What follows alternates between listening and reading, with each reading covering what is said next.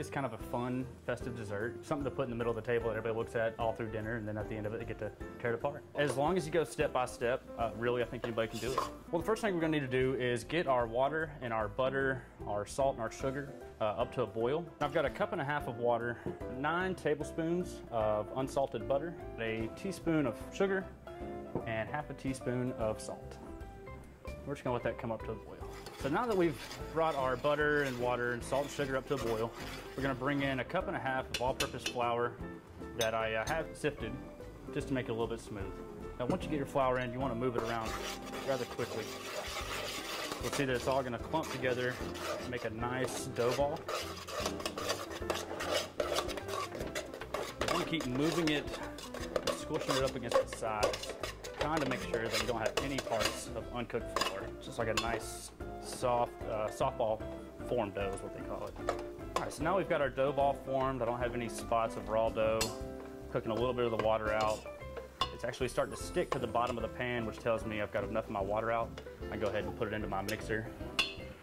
You want to turn it on and let it run for about 40 seconds to a minute, and that'll pull some of your steam out of it, let it cool down. So when we begin to add our eggs, it doesn't start to cook the eggs. If you don't have a mixer at home, you can do this with your hands. Just wait for it to get cool enough before you start working them in.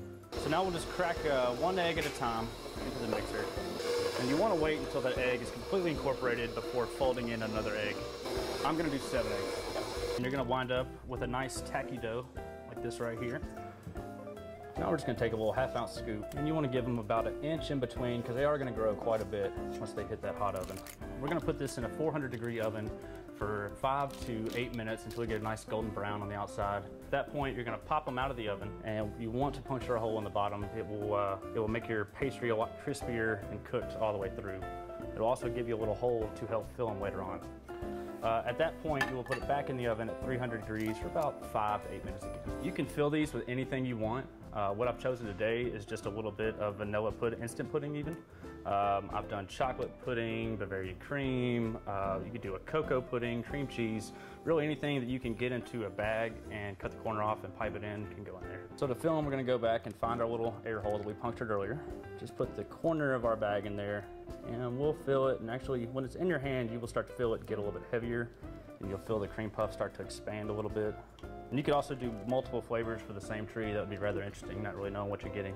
So after you get all your puffs filled, you are ready to start building your tree. This cone here is something I just got down at my local hobby shop, and I like the foam because it takes toothpicks really well, which will kind of give us a little bit of rigidity to it. It'll help us take it to grandma's house or mom's house.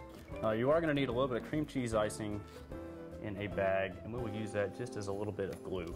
You're gonna notice some little nooks and crannies just where the cream puffs didn't fit perfectly together. And you'll be able to see your foam cone on the inside.